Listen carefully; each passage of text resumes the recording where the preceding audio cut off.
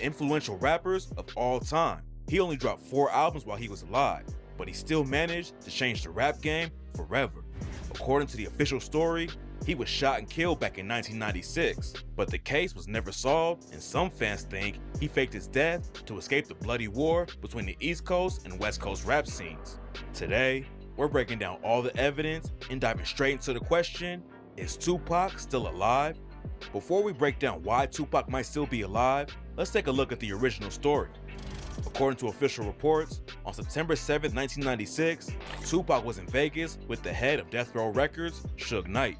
They went to the MGM Grand to watch a Mike Tyson fight, and after it was over, they spotted an op in the lobby.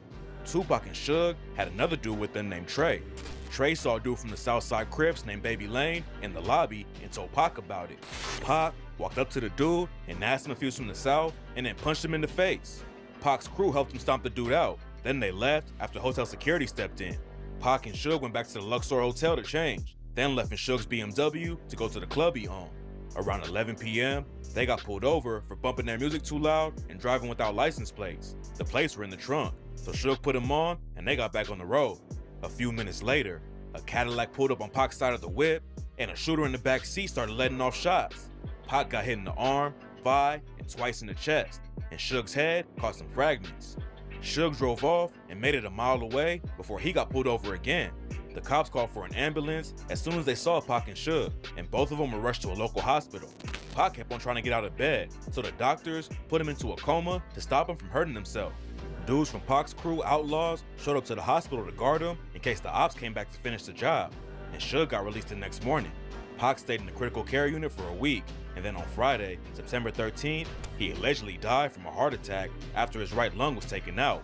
The case was never solved, and a lot of people think the cops just didn't care enough to figure out who was behind the hit. Fans immediately connected Notorious B.I.G. to Pac's murder.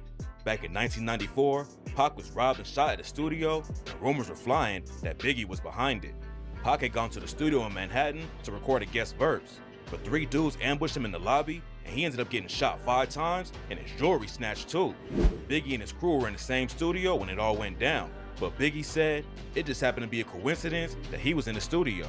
He couldn't really say who really had something to do with it at the time, so he just kind of leaned the blame on me. But according to the rumors, the story doesn't end there. Ever since Pac was declared dead back in '96, theories about him being alive have been popping up all the time. And Suge Knight has said in interviews that Pac was actually doing great the last time he saw him. He said, when I left that hospital, me and Pac was laughing and joking. I don't see how someone can go from doing well to doing bad. Then in 2018, Suge's son hopped on Instagram and claimed that Pac was still alive and living in Malaysia. After his first post about it, Suge Jr. posted a screenshot of a text exchange where someone allegedly told him, "You said too much, time for you to go." Then he posted a bunch of pictures of Pac with celebrities like 50 Cent and Beyonce. Suge Jr. made it sound like somebody was after him for leaking the info. On the pic of Beyonce and Pac, he captioned it with, "He never left us. They'll be after me soon," shaking my head. Some fans thought it was just a publicity stunt for clout, but others say that it makes sense and that Suge Knight's son would know more than anyone about what really went down. Back in 2014, Suge told TMZ, Tupac not dead. Tupac not dead. If he was dead, they'd be arresting those dudes for murder. You know he was somewhere smoking a Cuban cigar. 6 months after the video dropped, Suge almost died when a gunman caught him at a nightclub and shot him 6 times. Knight wouldn't tell the police anything, but a lot of people think it was connected to him talking to TMZ about Pac.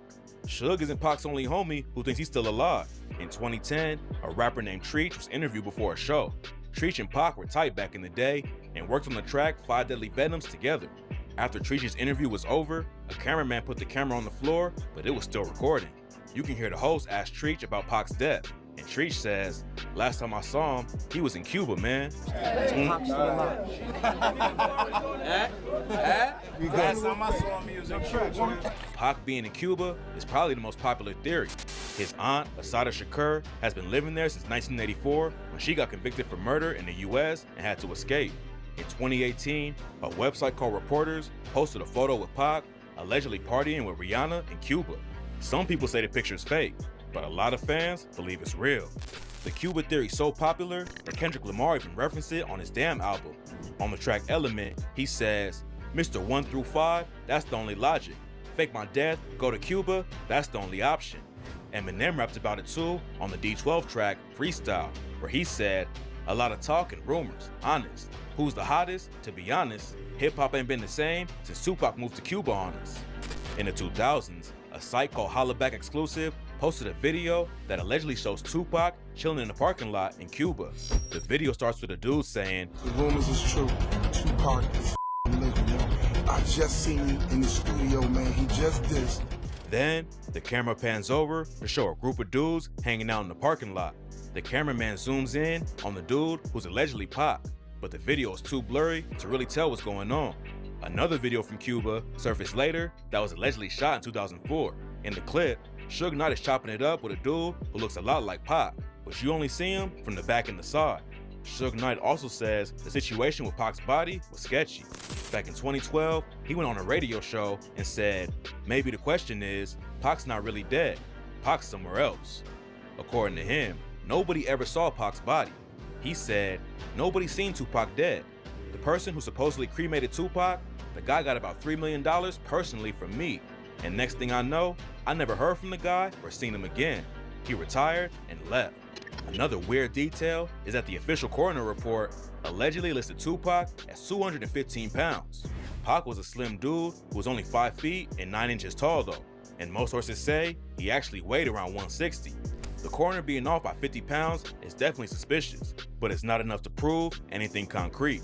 A dude named Rick Boss claims Pac actually escaped from Vegas in a helicopter. According to him, Pac knew somebody was gonna try and take him out, so he used a body double to fake his death. Boss is making a movie about how he thinks it all went down, and he told a Vegas news channel the movie is about Tupac actually escaping from the University Medical Center here in Vegas and relocating to New Mexico and getting protection from the Navajo tribe.